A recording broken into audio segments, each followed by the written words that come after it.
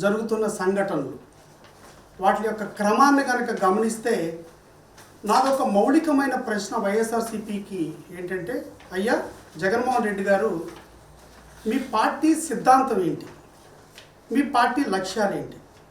ప్రజాస్వామ్య వ్యవస్థలో అనేక పార్టీలు ఉంటాయి, వాటికి కొన్ని సిద్ధాంతాలు ఉంటాయి.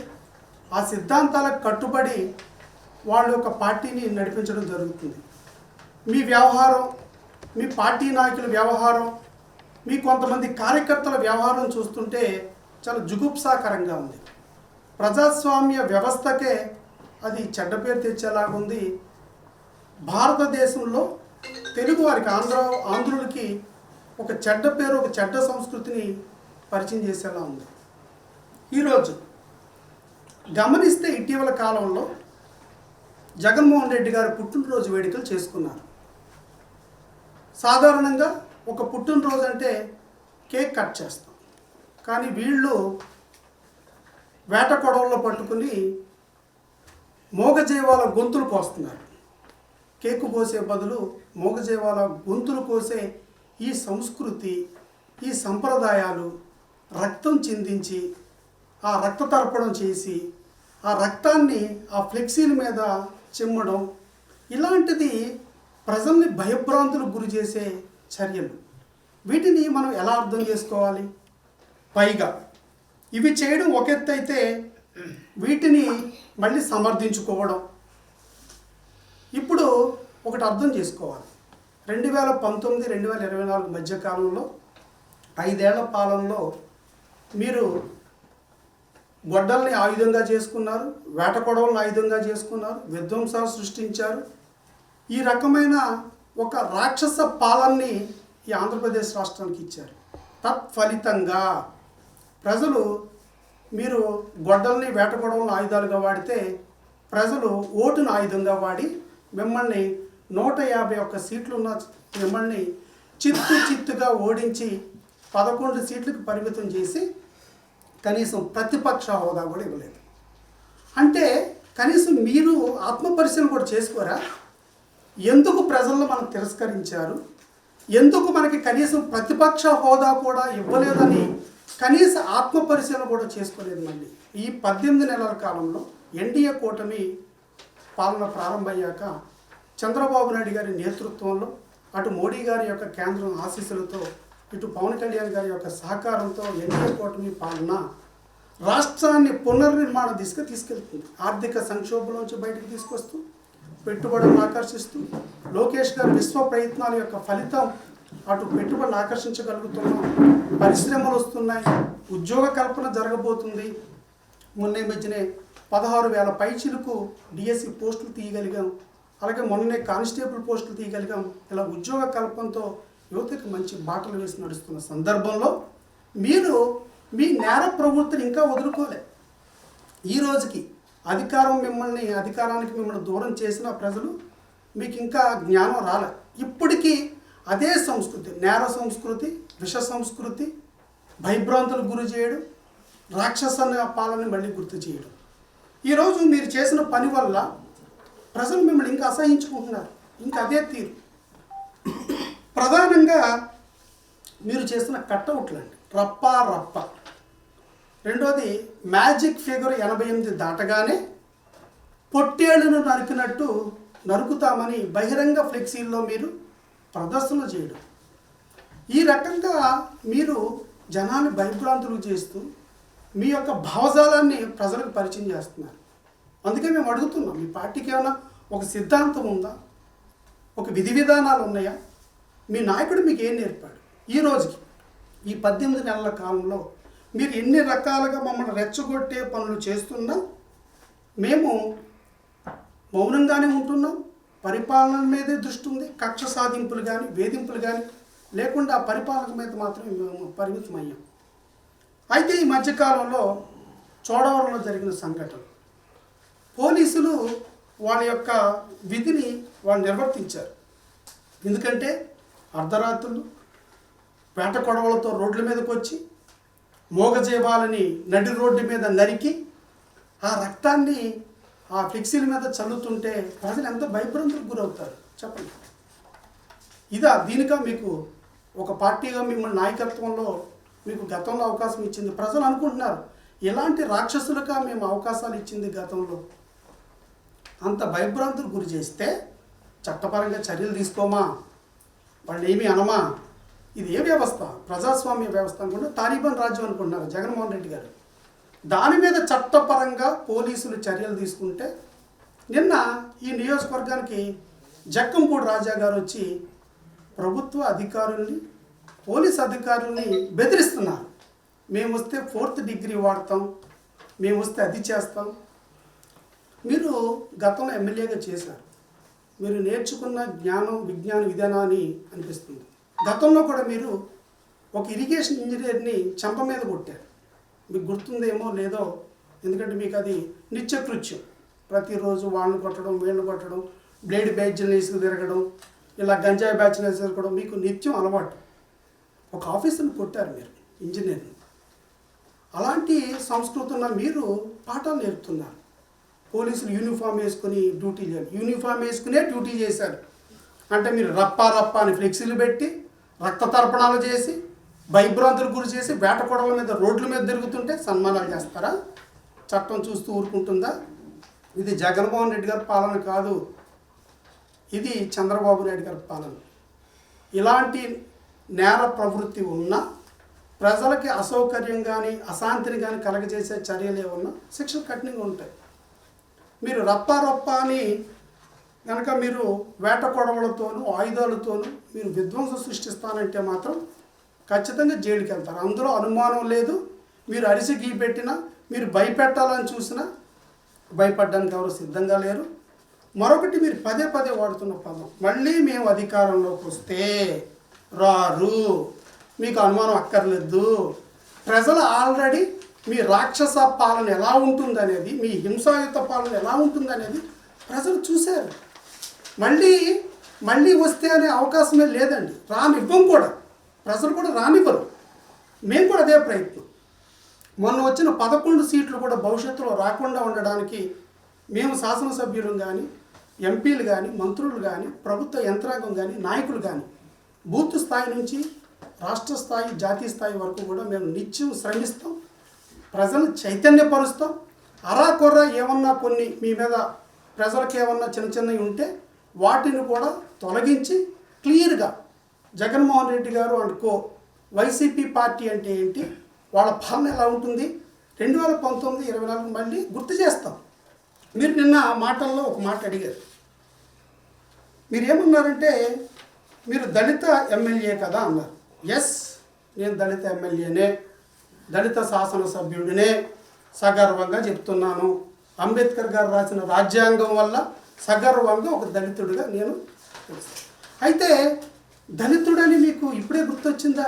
మరి ఇదే దళితుడి మీదే కదండి ఒక మర్డర్ కేసు పెట్టారు ఎలక్షన్స్కి ముందు, మర్చిపోయారా? మర్డర్ కేసు పెట్టారుగా. అదేవిధంగా శ్రీ నారా చంద్రబాబు నాయుడు గారిని అక్రమంగా 53 రోజులు జైల్లో పెడితే, ఆ జైల్లో పెట్టిన సందర్భంలో ఈ గోపాలపురం నియోజకవర్గంలో 50 రోజులు శాంతియుత నిరసన కార్యక్రమాలు చేశాం. ఈ 50 రోజుల నిరసన కార్యక్రమాలు ఎక్కడైనా ప్రభుత్వాస్తుల విధ్వంసం కానీ, ఎక్కడైనా దాడులు కానీ, ఎక్కడైనా అశాంతి రేగడం కానీ లేదు, కనీసం ట్రాఫిక్ జామ్ కూడా చేయకుండా చాలా శాంతియుతంగా మా నాయకుడు నేర్పిన నడవడిలో ఒక శాంతియుత ఉద్యమం జరిగింది రాష్ట్ర వ్యాప్తంగా.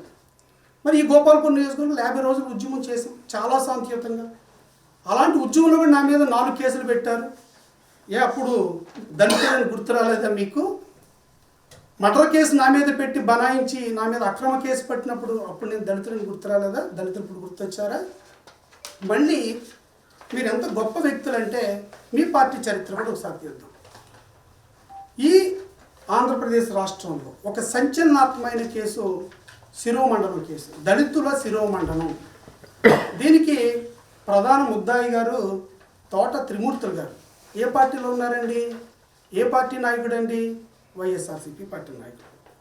అలాగే ఈ ఆంధ్రప్రదేశ్ రాష్ట్రానికి మర్డర్ చేసి చంపేసి కిరాతకంగా బాడీని డోర్ డెలివరీ చేయడం అనే అంశాన్ని పరిచయం చేసింది ఈ ఎమ్మెల్సీ అనంతబాబు.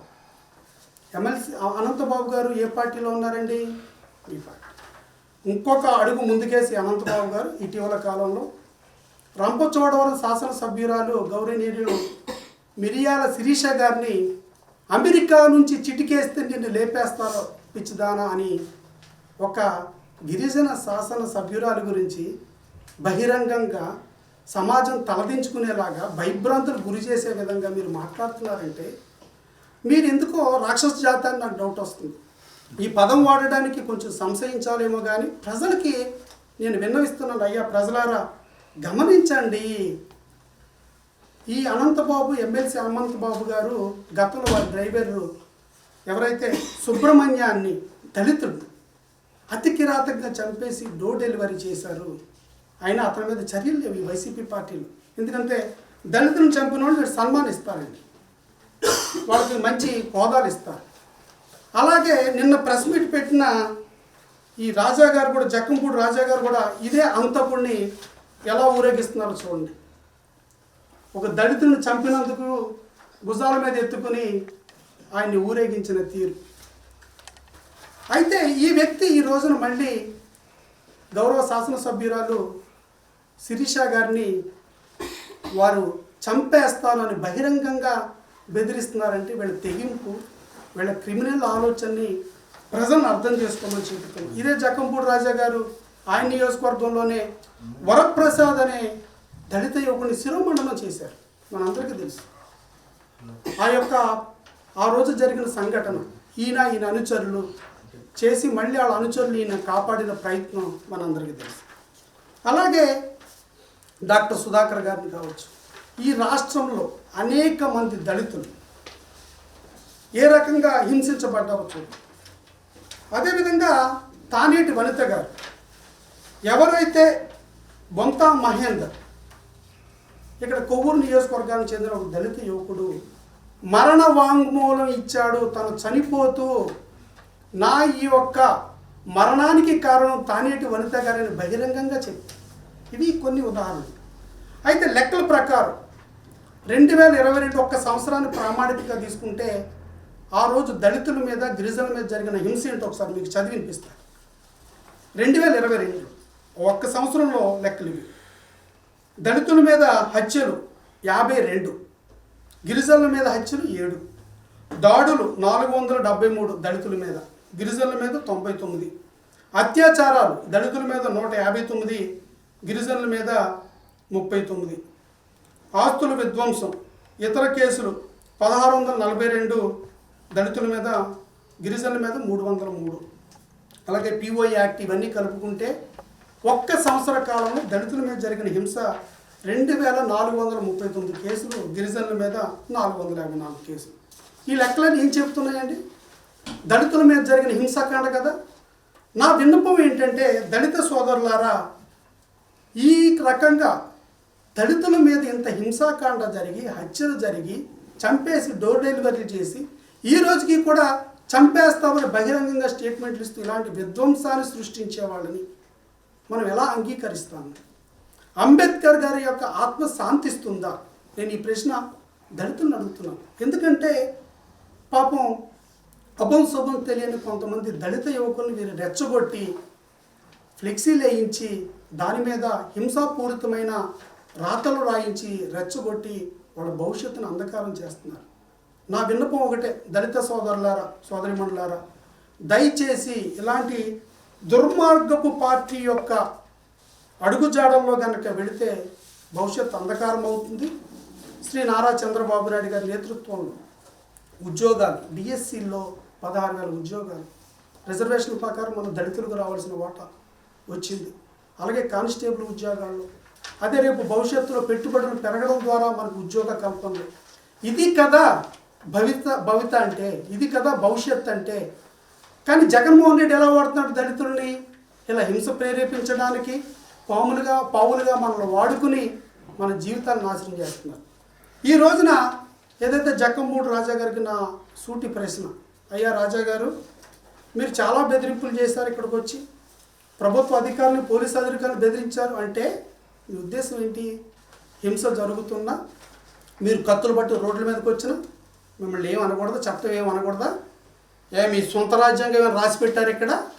డాక్టర్ బాబాసాహెబ్ అంబేద్కర్ రాసిన రాజ్యాంగం కాకుండా, ఆ రాజ్యాంగపరమైన చట్టాలు కాకుండా మీ సొంత చట్టాలు ఏమైనా ఉన్నాయా? ఎవరిని భయపెడతారండి మీరు? ఎవరిని భయపెడుతున్నారు? మీ నేర ప్రవృత్తి మరొకసారి ప్రదర్శిస్తున్నారు. నన్ను కామెంట్ చేశారు. నేను మీలాగా తండ్రులు నిర్మించిన సామ్రాజ్యాన్ని నేను ఏలట్లే. నేను స్వతహాగా ఒక్కడిగా వచ్చి ఒక సామాన్యమైన ఫ్యామిలీ నుంచి వచ్చిన వ్యక్తిని, ఒక సామాన్యమైన కార్యకర్త బిడ్డని ఒక్కొక్క మెట్టు ఎక్కుతూ ఇక్కడ ఒక శాసనసభ్యుడిగా వచ్చాను. మీరు మా నియోజకవర్గం చాలా శాంతియుతంగా ఉంది, చాలా మంచిగా వెళుతుంది. అభివృద్ధి పదంలో అన్ని రకాలుగా శ్రీ నారా చంద్రబాబు నాయుడు గారి ఆశీస్సులతో, నారా లోకేష్ గారి ఆశీస్సులతో, పవన్ కళ్యాణ్ గారి యొక్క సహకారంతో అద్భుతమైన పాలన జరుగుతుంది. మీకైనా డౌట్ ఉంటే డేటా పంపించమంటే పంపిస్తాను. మీరు ఇలాంటి నియోజకవర్గాలకు వచ్చి రెచ్చగొట్టే వ్యాఖ్యలు, అదేవిధంగా దళితుల్ని యువకుల్ని బలి చేసేసే వ్యాఖ్యలు ఇవి ఆపండి. ఎందుకంటే మీ ప్రవృత్తి మాకు తెలుసు. మీరు అంటే మీకు అందరూ అంటుంటారు, జక్కంపూడి రాజా అనగానే రాజమండ్రిలో మీకు ఇక్కడ ఎవరినైనా జిల్లాలో కానీ అక్కడ కానీ కదిపి చూడండి, వెంటనే మెదిలేది బ్లేడ్ బ్యాచ్, గంజాయి బ్యాచ్. అవునా కాదా? మీ ఆత్మ పరిశీలన చేసుకోండి. ఇలాంటి మీరు వచ్చి నీతి కబుర్లు ఇక్కడ ఒక ఆఫీసును మీరు చేసుకున్నారు. ఏ రకంగా ధర్మం అండి?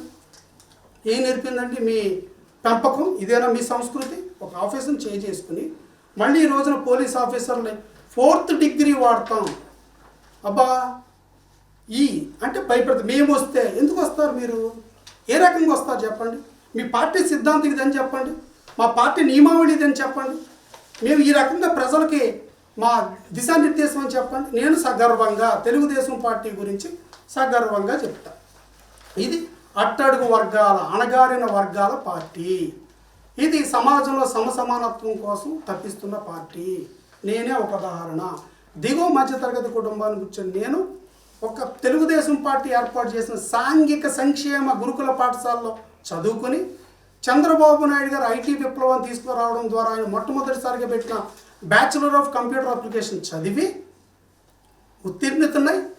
నెలకు 2,15,000 రూపాయలు జీతం చేసుకునే స్థాయికి ఎదిగి, మళ్ళీ నేను రాజకీయాల్లోకి రావాలని వస్తే ఒక తెలుగుదేశం పార్టీ ఆదరించి, తెలుగుదేశం పార్టీ జనరల్ సెక్రటరీని చేసి, Telugu Desam party programs committee chairman చేసి, అదేవిధంగా తెలుగుదేశం పార్టీ తరపున గోపాలపురం నియోజకవర్గం నుంచి పోటీ చేసే అవకాశాన్ని కల్పించి ఎమ్మెల్యేని చేసి, ఈరోజు ఈ 18 నెలల కాలంలో అనేక రూపాయలు, ఒక్క సీఎంఆర్ఎఫ్ తీసుకుంటే 8,15,00,000 రూపాయలు ఈ ఒక్క 18 నెలల్లో సీఎంఆర్ఎఫ్ ద్వారా కేవలం. మిగతా అభివృద్ధి అంటే బోల్డ్ లెక్కలు ఉన్నాయి. ఇంత చేసి ఇది ఏది దళితుల అభ్యున్నతి అంటే, దళితుల అభివృద్ధి అంటే ఈ రకంగా నా రీతిన గిరిజనులు, బీసీలు అన్ని రకాలుగా వాళ్ళని ఒక ప్రోద్బలం ఇచ్చి నడిపిస్తున్న పార్టీ మీదేం పార్టీ అండి? మీరు చేస్తుంది ఏంటండి? రప్పాలో నరుగుతామంటాం, చంపుతామంటాం, చిటికేస్తే లేపేస్తామంటాం, రక్తపాతం చిందించడం, ఇది హింసావాదం. కాబట్టి ప్రజలు మిమ్మల్ని ఆల్రెడీ తిరస్కరించారు. మీకు ఇంకా ఊహలు అక్కర్లేదు, ఎలాంటి అపోహలు అక్కర్లేదు. క్లియర్. రేపు ఈ 11 సీట్లు కూడా రావు, ప్రజలు రానివ్వరు. ప్రజలకు మీరు చాలా క్లియర్ కట్గా. మళ్ళీ మీరు చేసిన ఒక పని ఏంటంటే, ఈ మధ్యకాలంలో మీ యొక్క ప్రవృత్తిని మళ్ళీ తెర మీదకి తెచ్చారు. ప్రజలకు అర్థమైంది, అబ్బో వీళ్ళు ఇంత దుర్మార్గులు అని మర్చిపోయిందని మళ్ళీ మీరు గుర్తు చేశారు. అయితే మీ ఆటలు ఇక్కడ సాగు. ఇక్కడ ఉన్నది చంద్రబాబు నాయుడు గారు, అక్కడ ఆయన ఆదేశాలని పాటిస్తున్న వీరభక్తుడు మద్దిపాటి వెంకటరాజు. ఈ నియోజకవర్గంలో మాత్రం శాంతి భద్రతల విఘాతం కల్పించాలని, రెచ్చగొట్టాలని చూస్తే శిక్షలు కఠినంగా ఉంటే చట్టపరంగానే మీరు శిక్షించబడతారు. రెండోది, మరి మీకు తెలుసో లేదో నాకు తెలియదు కానీ, ఒక ప్రభుత్వ అధికారిని, పోలీస్ అధికారిని పేరు పెట్టి సంబోధిస్తూ మేము వార్నింగ్ ఇవ్వడం బహిరంగంగా మీడియా పరంగా అనేది చాలా పెద్ద నేరం. మరి మీకు తెలుసో లేదో తెలియదు, తెలుసన్నారు తెలియకన్నారు. మీరు శిక్షార్హులే, మీ మీద కూడా కేసు పెడతాం, ఖచ్చితంగా మిమ్మల్ని చట్టం ముందు నిలబెట్టి తీరుతాం. మీరు ఏదో అక్కడికి వచ్చి మీడియా ముందు ఛాలెంజ్లు చేసి వెళ్ళిపోయారు కదా. మాకు చట్టం మీద గౌరవం ఉంది, మేము ఛాలెంజ్లు ఇస్తాం, చట్ట ప్రకారం పెడతాం. చట్ట ప్రకారం శిక్షార్హులు అయితే ఖచ్చితంగా బోన్లోకి వెళ్తారు, రెడీగా ఉండండి. అలాగే మీ అనంతబాబు గారు ఒక శాసనసభ్యురాలిని బహిరంగంగా లేపేస్తాను అని సంబోధించడం, ఇవి కూడా నేరం. ఇలా మీరు చేసిన ప్రతి నేరాన్ని చట్టం ముందు పెడతాం. అదేవిధంగా ఇక్కడ ఉన్న కొంతమంది ఏదైతే మరణ వాంగ్మూలాలు ఉన్నాయో అవి కూడా బయటికి తీసి వాటిని కూడా చట్టం ముందు ఉంచి చట్టపరంగా ఎలా వెళ్ళాలని తెలుపుతారు. చివరిగా ప్రజలకి, ఆంధ్రప్రదేశ్ ప్రజలకి నా విన్నపం